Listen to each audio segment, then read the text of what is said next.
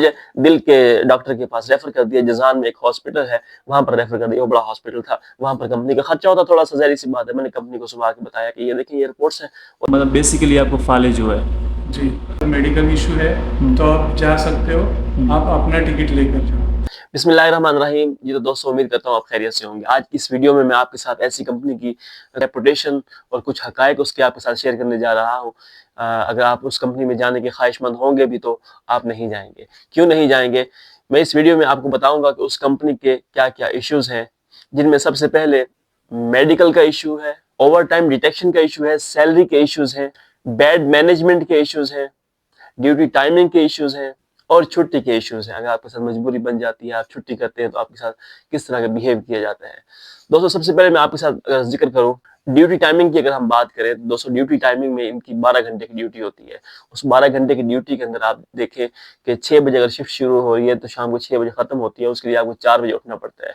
Duty अगर आपकी 15 minute की, अगर आपकी ट्रेवलिंग है, ट्रेवलिंग 15 मिनट की है या 20 मिनट की है, ये लोग आपको 1 घंटा पहले, 1.5 घंटा पहले कहेंगे कि आप गाड़ी में बैठे और ड्यूटी के लिए रवाना हो जाए। सुबह 4:30 बजे ये गाड़ी निकाल लेते हैं, 1.5 घंटा पहले, और 1 घंटा पहले आपको उठना पड़ेगा। 3:30 बजे आप जो है उठ जाते हैं, 3 बजे उठ जाएंगे, 4 बजे उठ जाएंगे, ताकि आप ड्यूटी पे टाइम से पहुंच सकें। सबसे बड़ा इशू इनका ये है, गाड़ी चली जाएगी, गाड़ी मिस हो गई तो आपकी एब्सेंट लग जाएगी।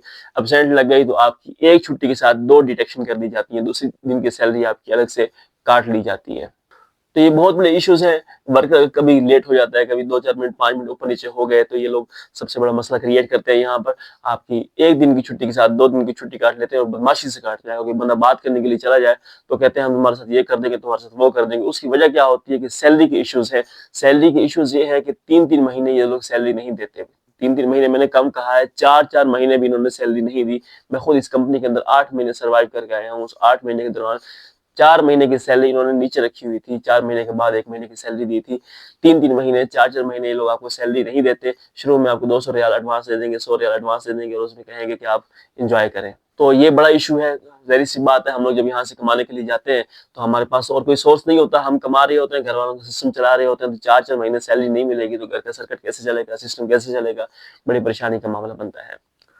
और फिर अगर आपको ट्रैवलिंग करवाते हैं, अगर आपके 1800 किलोमीटर, 2000 किलोमीटर तक की ट्रैवलिंग है, तो आपको 25 रियाल का अलाउंस दिया जाता है। 25 रियाल खाने के दिए जाते हैं। गाड़ियों पर, अपनी गाड़ियों पर सफर करवाते हैं। उन सफर के दौरान आपके 3-3 दिन भी गुजर जाते हैं। मैंने खुद 3 दिन की ट्रैवलिंग की है। उस 3 दिन की ट्रैवलिंग के अंदर होता क्या है कि आपको सिर्फ 25 रियाल दिए जाते हैं, और 25 रियाल में कहा जाता है कि जनाब आपने 4 टाइम में खाना खाना है। और अगर आप 2 टाइम में खाना खा रहे हैं तो 25 रियाल थोड़े पड़ जाते हैं। 15 रियाल का खाना एक टाइम का तकरीबन आपको पड़ता है। ये बहुत बड़ा इशू है। उसके बाद अगर हम मैनेजमेंट की बात करें दोस्तों, मैनेजमेंट इंतहाई घटिया मैनेजमेंट है। किसी भी कंपनी की मैंने इतनी बुरी मैनेजमेंट नहीं देखी जितनी अब्दुल्ला अल बुराक कंपनी की मैनेजमेंट है। उसके चंद एक नाम आपको बताता हूँ, उससे आपको आइडिया होगा। अगर आप लोग बुराक के काम करने वाले हैं, बुराक में काम करके आ चुके हैं, इन बंदों को आप लाजमी जानते होंगे। सबसे बड़ा नाम है जुबेल के अंदर बैठा हुआ इनका टाइम कीपर नूर, जिसे नूरे नूरे के नाम से भी लोग जानते हैं। इंतहाई हरामी है। मैं उसके लिए ये लफ्ज यूज कर रहा हूँ, मुझे यूज नहीं करना चाहिए, लेकिन वो इस काबिल है कि उसके लिए ये नाम यूज किया जाए। वो शख्स इतनी बदतमीजी से बात करता है, सुपरवाइजर नहीं देखता, फोरमैन नहीं देखता, वर्कर नहीं देखता। जो भी उसके सामने बात करने के लिए गया है, उसने आगे से जो बिहेव उसका होता है इंतहाई बुरा होता है। ठीक है, अटेंडेंस जो टाइम है वो 8 से 10, जो लोग रूम पे रह रहे होते हैं उनकी टाइमिंग होती है 8 से 9 बजे आपने जाके अपनी अटेंडेंस लगानी होती है। रात को हम फ्री होते हैं, लेट सोते हैं, 12 बजे सोएगा, 2 बजे सोएगा, सुबह उठना जो है थोड़ा मुश्किल होता है, तो हम 12 बजे तक सोए रहते हैं। 12 बजे लंच के टाइम होता है, उठ के लंच करते हैं। सो तो अगर कोई शख्स लेट हो गया, 5 मिनट लेट हो गया, 2 मिनट लेट होगा, तो विंडो बंद कर देता था और अटेंडेंस नहीं लगाता था। इतना बड़ा इसने हमारे लिए मसला बनाया हुआ था।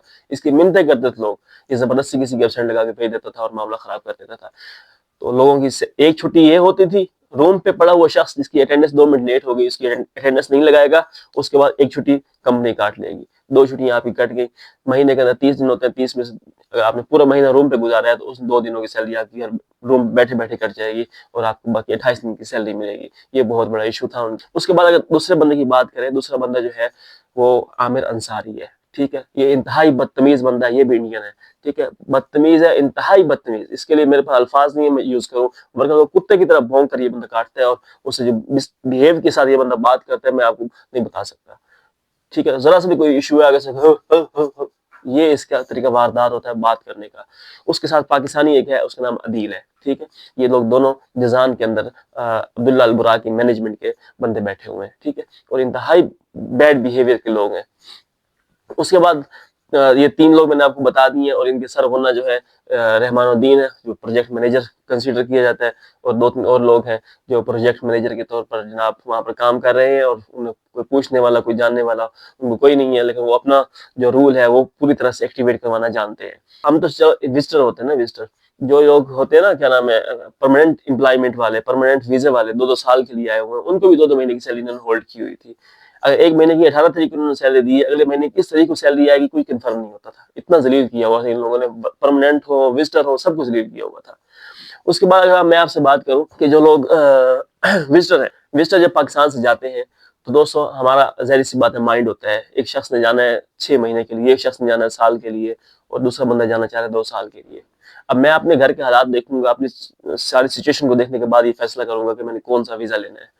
अब इनके पास वीजा होता है 6 मंथ का, एक विजिट वीजा कहते हैं, दूसरा होता है एम्प्लॉयमेंट का 2 साल का होता है। तो ये हमारे साथ जब ये हमें हायर करते हैं, उसमें कहते हैं कि हम आपको एम्प्लॉयमेंट दे देंगे, हम कहेंगे भाई नहीं, हमने एम्प्लॉयमेंट नहीं लेना, तो फिर ये हमें दूसरा वीजा प्रोवाइड करते हैं जो विजिटर वीजा का होता है, 6 महीने का वीजा होता है। कहते हैं 6 महीने आप रहेंगे, 6 महीने बाद आप वापस आ जाएंगे। जब वहां चले जाते हैं, आप यकीन करें 35-35 महीने, 4-4 और 40-40 महीने ये लोग जो है वहां से वापस बंदे को नहीं आने देते। उस 3 महीने का वीजा एक्सटेंड कर करके वहां तक ले जाते हैं। और जो कॉन्ट्रैक्ट होता है 6 महीने से 9 महीने तक का, लेकिन ये लोग बढ़ा के इतना दूर ले जाते हैं कि वर्कर जो है जिच हो जाता है, भागने पर मजबूर हो जाता है। इस कंपनी से बड़े लोग भाग जाते हैं, ठीक है, सैलरियां छोड़ के भाग जाते हैं, इतना जलील करती है ये कंपनी, ठीक है। उसके बाद अगर आपको मैं लेके चलता हूँ मेडिकल की जानिब, मेडिकल के इश्यूज में जो सबसे बड़ा इशू है, ये लोग छोटा मोटा मेडिकल आपको प्रोवाइड कर देते हैं। कोई बंदा 8 महीने से, साल से आज उस कंपनी में अंदर रह रहा है, तो रहने की वजह से उस बंदे का ये जरा सा भी हक नहीं बनता कि बड़ा मेडिकल का कोई इशू उसे आ गया है तो कंपनी प्रोवाइड कर रहे हैं। ऐसा बिल्कुल नहीं करती ये कंपनी। उसमें मैं आपको एक मिसाल अपनी देने लगा हूँ, एक मिसाल और दे रहा हूँ, उसमें आपको वीडियो दिखाता हूँ। पहले आप ये वीडियो देखें। अस्सलाम वालेकुम जी, कैसे हैं आप? जी वालेकुम सलाम। आपका नाम क्या है सर? मेरा नाम जावेद। जावेद भाई, आप कहाँ से हैं? मैं मुंबई से। मुंबई से, इंडिया से हैं? जी अभी आपने तैयारी की है, वापसी जा रहे हैं, खैरियत थी, क्या हुआ है? जी, मुझे असल में प्रॉब्लम हुआ था। मैं सफ़र करके जो है जुबैल से जीजान आया, तो मैंने तकरीबन 3 दिन का सफ़र किया, और लोकल Continuous। बस थी, कंपनी की बस थी। 3 दिन सफ़र किया। यहाँ आने के बाद में मेरे पैर में धीरे धीरे जो है सुनपन हो गया, पूरा एक साइड का, अच्छा। एक लेफ्ट साइड मेरा पूरा सुनपन हो गया। तो ये वजह से मैंने ये बात कंपनी में बताई, मेरे मतलब हेड को भी बताया, हमारा जो डिपार्टमेंट है। तो उन्होंने बोला देखो ऐसा मसला है तो आप वहाँ पे दवाई वगैरह करो। लेकिन यहाँ मेडिकल में भी गया मैं, तो दवाई, मेडिकल में दवाई नहीं दे रहे। वो लोग बोल रहे कि भाई ये नस का प्रॉब्लम हो सकता है, आपका बैक पेन है, ये बैक साइड मतलब स्पाइन का कुछ प्रॉब्लम है। तो इसमें वो लोग ने दवाइयाँ नहीं दी। बोले एक काम करे, जो मैंने उनको बताया वही रिपोर्ट उन्होंने मुझे लिख कर दी। मतलब बेसिकली आपको फालिज हुआ है? जी। तो उस हिसाब से फिर मैं कंपनी में मेरी रिपोर्ट किया, मुझे ऐसा ऐसा प्रॉब्लम हो गया है। तो उन्होंने कहा कि ठीक है, अगर मेडिकल इशू है तो आप जा सकते हो, आप अपना टिकट लेकर जाओ। अच्छा, मतलब कंपनी आपको टिकट नहीं दे रही? कंपनी टिकट नहीं दी। जब आप इंडिया से आए हैं, कॉन्टैक्ट किया था आपने कि मेडिकल कंपनी का होगा? हाँ, लिखा हुआ था, कंपनी का होगा ये। हाँ, लिखा हुआ था उसमें, लेकिन ये लोग दे नहीं रहे। जी।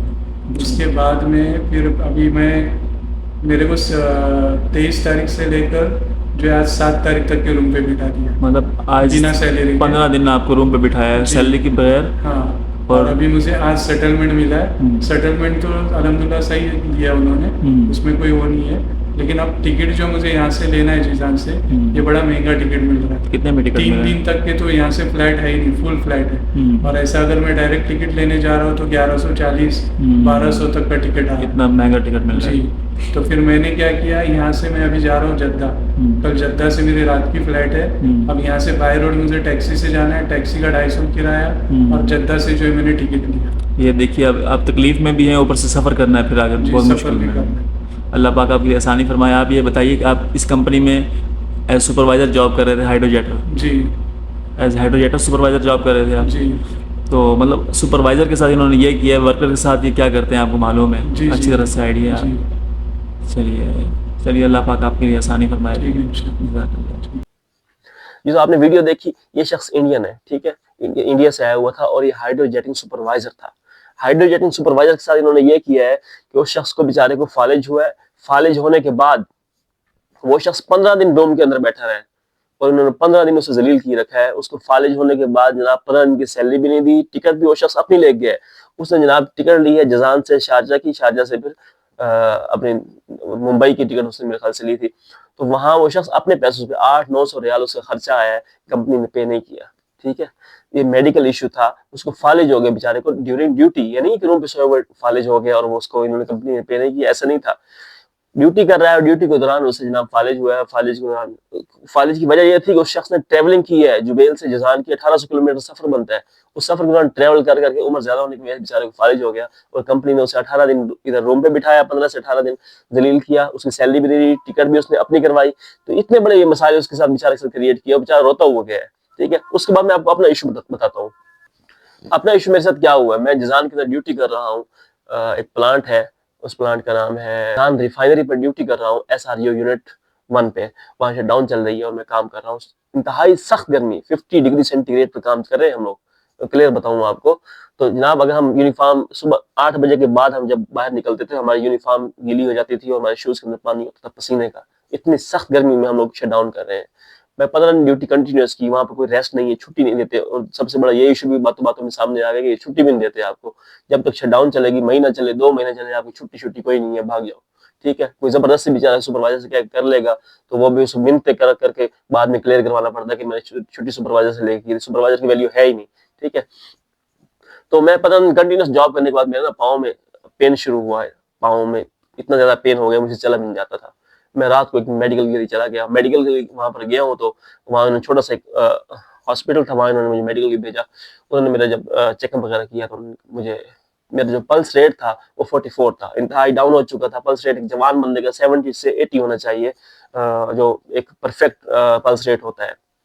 मेरा पल्स रेट डाउन हो चुका था, 44 पे आ चुका था। उन्होंने मेरे दूसरे टेस्ट किए तो मेरा यूरिक एसिड इंतहाई इंक्रीज था। तो ये सारी रिपोर्टें जब सामने आई तो उन्होंने मुझे दिल के डॉक्टर के पास रेफर कर दिया। जजान में एक हॉस्पिटल है, वहां पर रेफर कर दिया। वो बड़ा हॉस्पिटल था, वहां पर कंपनी का खर्चा होता थोड़ा सा, ज़ाहिर सी बात है। मैंने कंपनी को सुबह आके बताया कि ये देखिए ये रिपोर्ट्स हैं, और इन्होंने मुझे रेफर किया है कि आप जनाब वहां जाकर मेडिकल करवाएं, आपको, हमें उससे आइडिया होगा कि आपको क्या बीमारी हो चुकी है।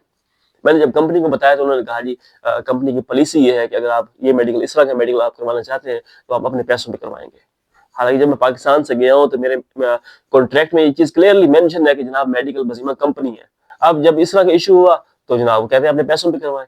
अब मैंने कहा जी मैं अपने पैसों पे यहाँ पर मेडिकल नहीं करवा सकता, जहरी सी बात है, इतनी सैलरी नहीं है, इतने एक्सपेंस है यहाँ पर, मेडिकल बहुत कॉस्टली होता है वहाँ सऊदीया में। तो उन्होंने कहा जी नहीं, करवाना तो अपने मर्जी से करवा ले, नहीं तो आपकी मर्जी है। मैंने कहा ठीक है, अगर मैंने मेडिकल अपना करवाना ना, मैं पाकिस्तान से जाकर करवा लेता हूँ, आप मुझे पाकिस्तान भेज दें। उन्होंने मुझे कहा आप रिजाइन दे दें, हम आपको पाकिस्तान भेज देते हैं। ठीक है, रिजाइन दे दिया। मैं पाकिस्तान, मैं अब रूम पे जाके बैठा हूँ, 6 दिन से वेट कर रहा हूँ कि आज कोई खबर आती है, आज मुझे पाकिस्तान भेजते हैं, कल भेजते हैं। और मैं मेंटली जो है ना डिप्रेशन में जा रहा हूँ कि जनाब मेरी हार्ट बीट बहुत लो हुई है, कोई मेडिसिन भी यूज नहीं कर रहा, कोई और भी चीज जो है ना इस चीज से बचने के लिए मैं नहीं कर रहा। मेरा साथ वाला ड्यूटी पे चला जाता था, मैं रूम पे अकेला। मेरे लिए डिप्रेशन बढ़ती जा रही। और हर रोज मैं ये सोच के सोता था कि जनाब सुबह मैं पाकिस्तान चला जाऊंगा। लेकिन 6 दिन गुजर गए, इन्होंने कोई रिस्पॉन्स नहीं दिया पॉजिटिव मुझे। फिर आखिरकार मैंने इनकी अगेंस्ट एक वीडियो बनाई, उस वीडियो में मैंने इनको खींचा, तो तब जाके 2 दिन बाद, 3 दिन बाद फिर इन्होंने मेरी फ्लाइट कराई। 2 दिन मुझे भी वहां पर गुजर गए, ये सारी चीजें होने के बावजूद। इन्होंने मुझे उसमें ये भी कहा कि टिकट आपने अपनी लेनी है। मैंने कहा ठीक है, मैं टिकट अपनी ले लूंगा, क्योंकि मेरी मजबूरी मुझे समझ आ रही थी कि खुदा न खासा मजीद पल्स रेट डाउन होता है तो मेरे साथ क्या बनेगा, और सऊदी में अगर कोई शख्स मर जाए तो उसके साथ क्या होता है। ये लोग जिनके बेचारों के फौत होते हैं, मरते हैं, उनको पता होता है। तो मैं ये चाहता था कि मेरी फैमिली ट्रबल में ना आए, ये लोग मुश्किलात के शिकार ना हो, तो मैं जल्दी पाकिस्तान चले जाऊँ, वहां जाकर ट्रीटमेंट करवा लूंगा, अल्लाह करम करेगा। तो इन्होंने मुझे कहा टिकट अपनी करवानी, मैंने कहा टिकट मैं अपनी करवा लूंगा। ठीक है, और वहां से महंगी पड़ती है, 800-900 रियाल, 1000 रुपए की टिकट पड़ती है वहां से, पाकिस्तान 75,000 में बनता है। ठीक है, मैंने कहा ठीक है मैं टिकट करवा लूंगा। जब बारी आई, 6-7 दिन गुजरे तो मुझे रिस्पॉन्स नहीं दे रहे हो। फिर मैंने इनके खिलाफ वीडियो बनाई। उस वीडियो का फायदा मुझे ये हुआ कि मेरी सैलरी भी आ गई और मेरी टिकट भी आ गई। अब ये मैं आपको यहाँ पर एक चीज और बताता चलूँ कि 3-3 महीने, 4-4 महीने सैलरी इसलिए नहीं देते कि बंदा बोले ना। अब वर्कर बेचारा होता है, हम सुपरवाइजर लेवल के लोग थे, ठीक है, हमारे साथ इन्होंने ये किया है।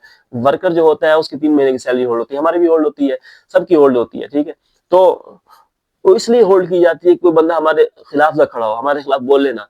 ठीक है, जब सैलरी होल्ड होगी उसे ये खतरा होगा कि मेरी सैलरी जो है ना ये लोग काबू कर लेंगे, मुझे सैलरी नहीं मिलेगी, मैं पाकिस्तान में अपना खर्चा कैसे लाऊंगा। 3 महीने वो ड्यूटी कर चुका होता है। ड्यूटी करने की वजह से क्या होता है कि उस बंदे, हर बंदे के 6-6 हजार रियाल, 7-7 हजार रियाल जो है, 4-4 लाख, 5 लाख बना चुका होता है। वो बोलेगा तो 4-5 लाख ज्यादा नजर आता है उसे, इस वजह से कोई भी बेचारा बोलता नहीं है। ठीक है, हम बोले अल्हम्दुलिल्लाह, मेरा 10,000 रियाल कंपनी के पास था और मैं सारे लेके आया, मुझे पता है मैं कैसे लेके आया, ठीक है। तो मैं इस कंपनी का नाम आपको पहले बता चुका हूँ बातों बातों में, यहाँ पर फिर जिक्र करता हूँ। उसका नाम है अब्दुल्ला अल बुराक, ठीक है, आबिस के नाम से जानी जाती है। उसकी डिमांड अभी पाकिस्तान में आई हुई है, मैंसोल की तरफ भी आई हुई है और एक दो और एजेंसी हैं उनके पास भी ये डिमांड आएगी, ठीक है। और मैं आपको बताता चलूँ कि इनमें सुपरवाइजर, फोरमैन, वर्कर, कोई भी आपका हायर लेवल का बंदा है, निचले लेवल का बंदा, कोई फर्क नहीं है, खोता घोड़ा इनके यहाँ सब बराबर है, ठीक है। सिर्फ खाने का थोड़ा सा फर्क है, थोड़ा सा अच्छा खाना देते हैं उसको, सुपरवाइजर को, वर्कर को खाना बिल्कुल खाने के काबिल ही नहीं है।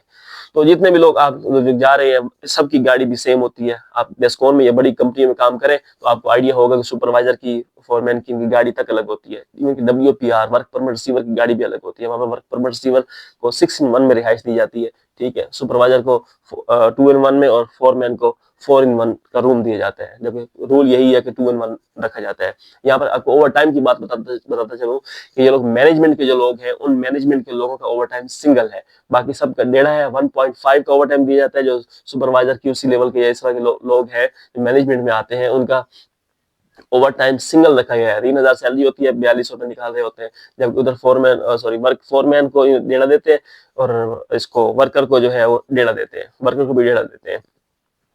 तो ये बहुत सारे इश्यूज है इस कंपनी के। यहाँ पर बैठ के शायद आपको आसान लगे, लेकिन इन छोटी छोटी चीजों से इतना मतलब इरिटेट होता है कि दिल करता है कि अभी भाग जाए, लेकिन भागने का मौका ही नहीं होता। 3 महीने की सैलरी होल्ड होती है और बड़े मसले मसाइल होते हैं, ठीक है। तो ये हम वहां से भाग के छोड़ ही नहीं सकते, बड़े मसले मसाइल होते हैं। तो मैं आप लोगों को जो है सिर्फ ये चीजें वाज़ेह करना चाहता था कि शटडाउन बहुत बड़ी इनकी डिमांड आई हुई है। उस डिमांड में ये वीडियो में उन तक पहुंचाऊंगा भी सही, ठीक है, वो देखेंगे इंशाल्लाह। तो मैं चाहता हूं कि उन लोगों को ये जो रूल्स हैं ये ठीक हो जाए, आप लोगों को जाने का फायदा हो। और मैं चाहता हूं कि आप लोग ना जाए, ठीक है। अभी इंडिया के अंदर रिसेंटली कंपेन की थी, वहां पर एक शख्स भी नहीं आया। उन्होंने वहां पर अपनी कंपेन शुरू की हुई है, लोगों को बताया होगा कि इस कंपनी में आपने नहीं जाना क्योंकि ये कंपनी इस तरह करती है। तो मैं पाकिस्तानियों को, अपने दोस्तों को, अपने भाइयों को ये बताना चाहता हूँ कि ये कंपनी इस तरह की चीजें, हरकतें करती हैं जो इंतहाई वर्कर के लिए नापसंदीदा है। अगर आपको कोई सवाल है तो आप मुझसे पूछ सकते हैं। और आप बराक के एम्प्लॉय हैं और काम कर रहे हैं तो नीचे कमेंट में हमें अपनी इस पोजीशन का लाजमी इजहार कीजिएगा, ताकि हमें आइडिया हो, और लोगों को भी आइडिया हो कि मैं बातें किस हद तक सच कर रहा हूँ। मैंने जितनी भी आपको बातें बताई हैं इसमें एक भी झूठ नहीं होगी, सारी बातें क्लियर, क्योंकि मैं 8-9 महीने इस कंपनी में गुजार कर आया हूँ। तो कोई आपका सवाल है, कोई क्वेश्चन है इस कंपनी के हवाले से, आप मुझसे पूछे। किसी और कंपनी में जाना चाहते हैं, उस बारे में मुझसे पूछना चाहते हैं, तो वो भी आपको मैं इंशाल्लाह बता दूंगा। तो मिलते हैं आपसे इंशाल्लाह नेक्स्ट वीडियो में। टेक केयर, अल्लाह हाफिज।